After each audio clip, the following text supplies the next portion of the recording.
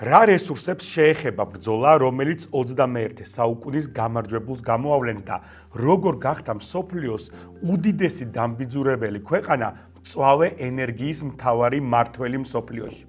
ამ ეპიზოდში პასუხს გავცემთ ამ კითხვებს და მოგიყვებით ამერიკა-ჩინეთის დაპირისპირებაზე და შეჯიბრის მთავარ საკითხზე. თქვენ კი მანამდე გამოიწერეთ ჩემი არხი და დააჭირეთ ზარის ღილაკს. როცა ამერიკის და ჩინეთის კონფლიქტზე ვსაუბრობთ, პირველ რიგში ტარიფები, სავაჭრო ომები და ტაივანი გვახსენდება. თუმცა ეს მხოლოდ აისბერგის მწვერვალია. ნამდვილი ბრძოლა, რომელიც 21 საუკუნის გამარჯვებულს გამოავლენს დღეს ჩვენს ფეხქვეშ, მიწის ქვეშ მიმდინარეობს. ეს ბრძოლა ეხება 17 იშვიათ მიწის ელემენტს. სწორედ ეს მინერალებია ის უხილავი ეკონომიკური ბერკეტი, რომელსაც პეკინი ვაშინგტონის წინააღმდეგ იყენებს. ჩინეთი თითქმის სრულად აკონტროლებს ისეთ ელემენტებს, როგორიც არის პრომეთიუმი, გალდოლინიუმი და დისპოზიუმი.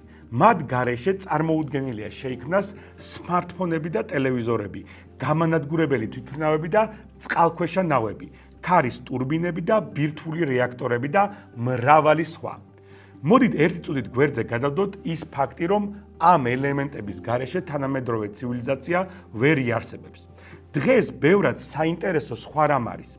ამ მინერალების მოსაპოვებლად ჩინეთზე უკეთესი ადგილი დედამიწის ზურგზე არ არსებობს. სხვა ქვეყნის მარაგები ჩინეთთანაც ახლოს ვერ მოვა.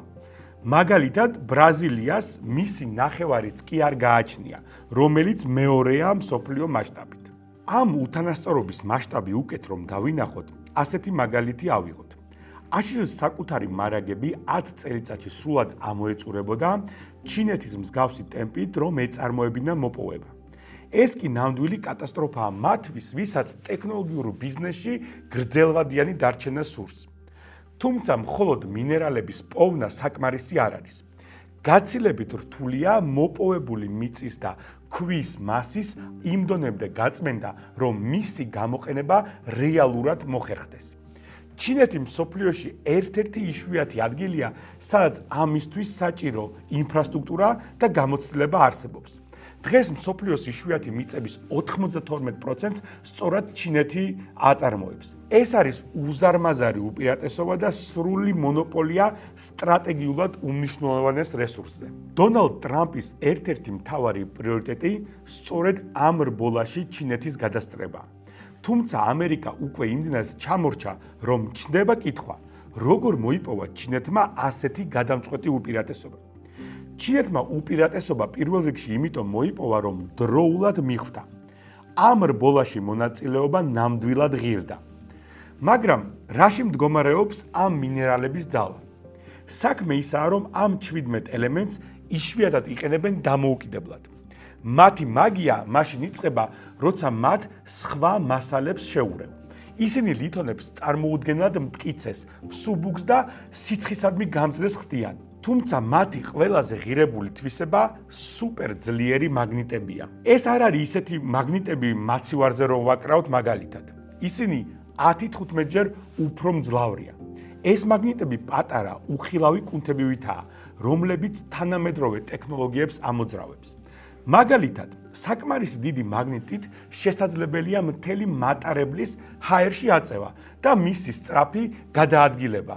მაგნიტურ ლევიტაციას უწოდებენ ამას. ძალიან პატარა, მაგრამ ძლიერი მაგნიტები სჭირდება თქვენს სმარტფონს ვიბრაციისთვის ან ყურსასმენს ხმის გამოსაცემად. ქარის ტურბინებში ეს მაგნიტები გენერატორს ამსუბუქებს, რაც ქარის ერთი და იმავე სიმძლავრის დროს ბევრად მეტი ენერგიის გამომუშავებას ნიშნავს.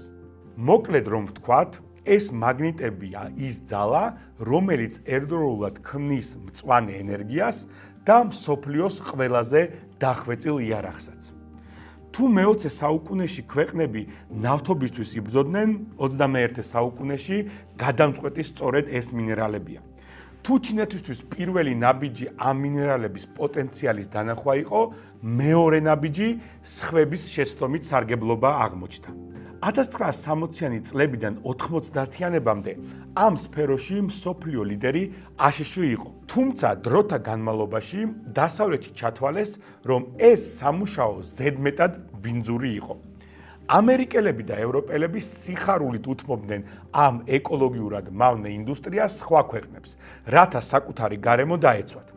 ჩინეთმა ამით ისარგებლა. მას არ ჰქონდა მკაცრი გარემოსდაცვითი შეხედულებები, ამიტომ წარმოება მაქსიმალურად გააფართოვა და ამერიკას კონკურენციის შანსი არ დაუტოვა. პეკინი არ წუხდა იმაზე, თუ რამდენად დააზიანებდა მოპოვება ნიადაგს, მოსავალს ან სასმელ წყალს. ბავშვებში ჯანმრთელობისა და განვითარების პრობლემებიც კი ჩვეულებრივ მოვლენად იქცა. ამ დროს ეს ყველაფერი უბრალოდ ბიზნესიც ხარჯად ითვლებოდა. თუ ჩინეთის ბოლო 30 წლის გეგმებს გადავხედავთ, ვნახავთ, რომ პეკინი ამ სფეროს ყოველთვის სტრატეგიულ პრიორიტეტად მიიჩნევდა. ის, რაც თავიდან მხოლოდ ეკონომიკის განვითარების საშუალება იყო, დღეს მათ მთავარ პოლიტიკურ იარაღად იქცა. ჩინეთმა ასევე კარგად გათვალა ერთი რამ. იშვიათი მიწის ელემენტები სინამდვილეში სულაც არ არის იშვიათი. მათი პოვნა ბევრგან შეიძლება. ნამდვილი სირთულე მათ გამოცალკევებაშია. ბუნებაში არ არსებობს ელემენტების სუფთა საბადო. თქვენ თხრით უზარმაზარ მასას, რომელიც უნდა დაფქვათ, დააკუცმაცოთ და რთული ქიმიური პროცესებით დაამუშავოთ. ეს პროცესი კოლოსალურ ენერგიას მოითხოვს. ელემენტების გამოყოფას 10-ჯერ მეტი ენერგია სჭირდება, ვიდრე მათ მოპოვებას. ჩინეთმა ამ გამოწვევას თავისი იაფი ქვანახშირის ელექტროსადგურები დაუპირისპირა. ენერგიის დაბალი ფასი სწორედ ის უპირატესობაა, რამაც ჩინეთი ამ ინდუსტრიის ცენტრად აქცია. ჩინეთის მთავრობამ ეს ინდუსტრია ფაქტობრივად არაფრისგან შექმნა. სახელმწიფო მიზრუნა ყველაფერზე. გამოყო მიწები, გასცა სუბსიდიები, შეღავათიანი სესხები და დააფინანსა კვლევები. ამ დარგს სჭირდება უზარმაზარი რესურსი, ენერგია, წყალი და სატრანსპორტო ქსელი, რის აშენებაშიც სახელმწიფომ გადამწყვეტი როლი ითამაშა. თუმცა ჩინეთი მხოლოდ ინფრასტრუქტურით არ შემოიფარგლა. მან მკაცრი წესები დააწესა, რათა დაგროვილი ცოდნა და გამოცდილება ქვეყნიდან არ გასულიყო. ჩინეთის მოქალაქეებს მთავრობის ნებართვის გარეშე მსოფლიოს ნებისმიერ წერტილში იშვიათ მიწებზე მუშაობა აეგრძალათ. ამ გზით პეკინმა დაბლოკა ტექნოლოგიების ნებისმიერი გაჟონვა და მთელი ადამიანური რესურსი საკუთარ საზღვრებში მოაქცია.